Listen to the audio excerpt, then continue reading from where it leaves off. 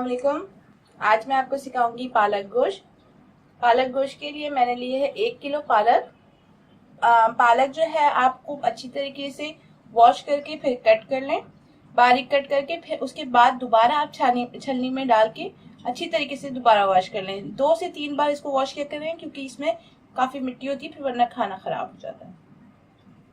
दही 4 table spoon, प्याज 2 अदद।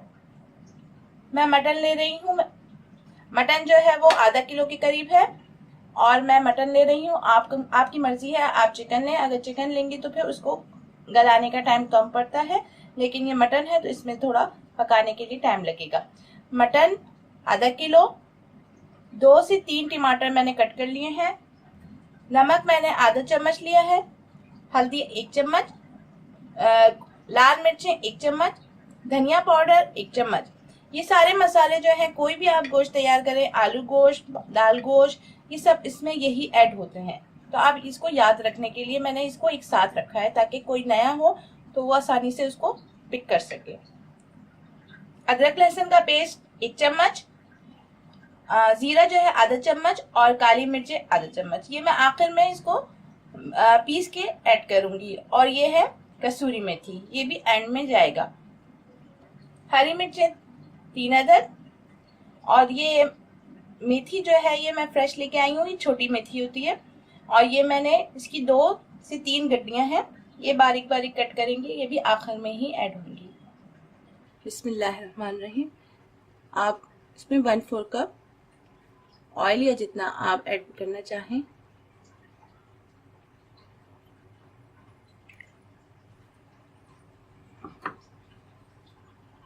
अब इसमें प्याज,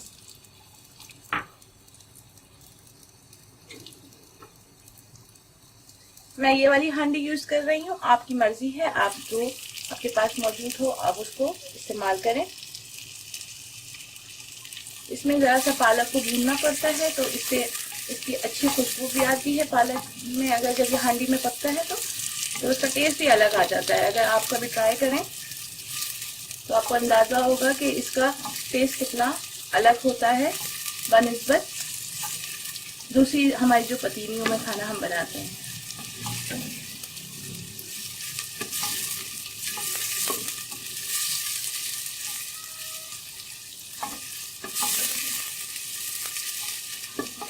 इसको जरा सा ढक दूंगी।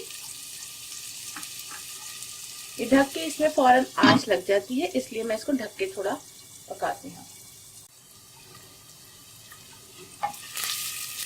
अब प्याज हल्की सी लाल हो जाए तो इसके अंदर मैं अदरक लहसुन का पेस्ट और ये गोश्त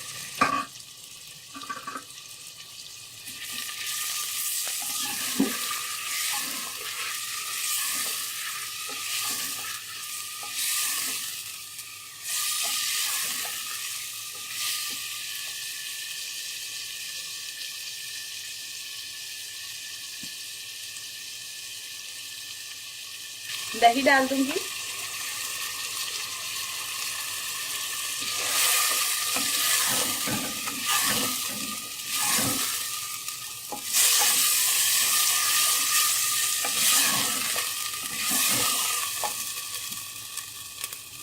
ये हल्दी, मिर्चें और नमक थोड़ा कम डाला है, क्योंकि पालक जो है उसमें वाफर मिकदार में नमक मौजूद होता है।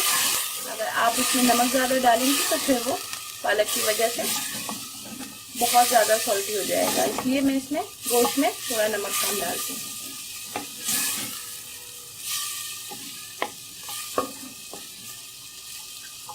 तो आप इसमें टमाटर भी ऐड कर दें।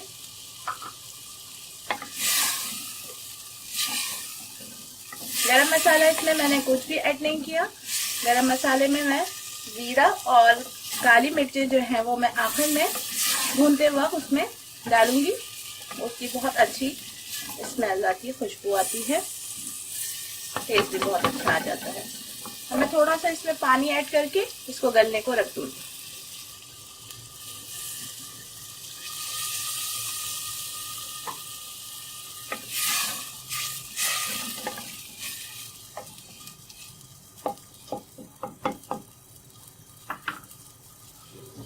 अब आप इसको ढक के पका।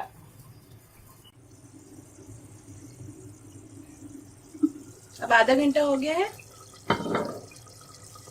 और ये जो मसाले हैं, अभी गोश्त अभी बिल्कुल गला नहीं है, आधे घंटा हुआ है, इसलिए मैं इसको अब धीमी आंच पे ही रखूंगी।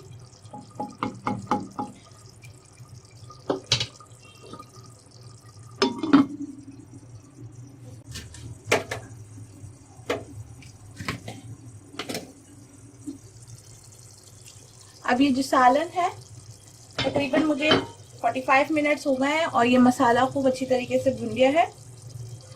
अब मैं इसमें हरी मिर्च ऐड करूंगी। हरी मिर्चों को आप बीच में से कट कर लें। और अब मैं इसमें पालक डालूंगी।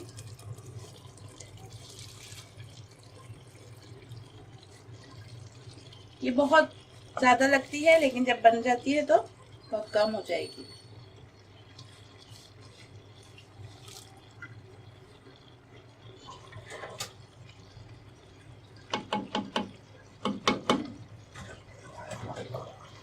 अब मैं इसको ढक दूंगी।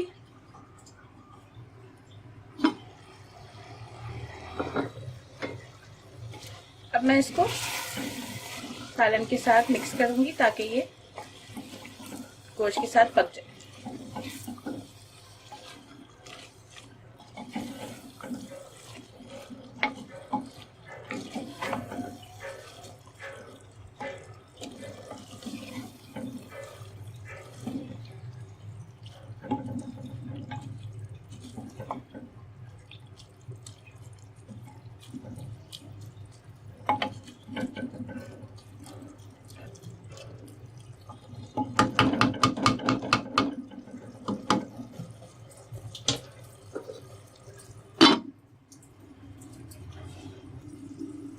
ये देखें, पालक में मैंने कोई पानी ऐड नहीं किया और पालक के अंदर खुद पानी और नमक ज्यादा होता है, तो उसलिए मैं ये बस इसको अब गलाऊंगी और ये खुद ही इसमें जो पानी छूट रहा है ये पक जाएगा।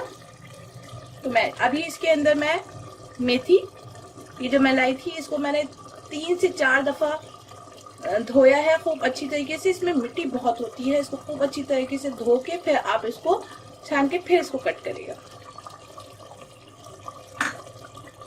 जीरा और काली मिर्चें मैंने इसको आमिल दस्ते में कूट लिया है।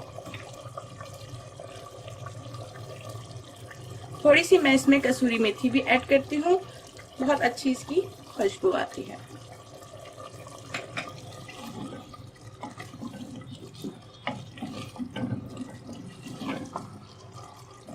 इसकी खुशबू बहुत अच्छी आ रही है। आप इसको चाहें तो पराठे के साथ या मेरा बेटा जो है वो वाइट बॉयल राइस के साथ ये पालक गोश्त बहुत पसंद करता है और मेरे हस्बैंड जो हैं वो रोटी या पराठे के साथ बहुत शौक से खाते हैं। बहुत मज़ेदार बनता है ये। अब मैं इसको धीमी आंच पे रख दूंगी 15 से 20 मिनट के लिए। जब ऑयल ऊपर आ जाएगा और पालक भी अच्छी तरीके से गल जाएगी। 2 मिर्चें मैंने गोश्त को भूनते वक्त डाली थी और 1 अभी मैं इसके ऊपर डाल रही हूँ।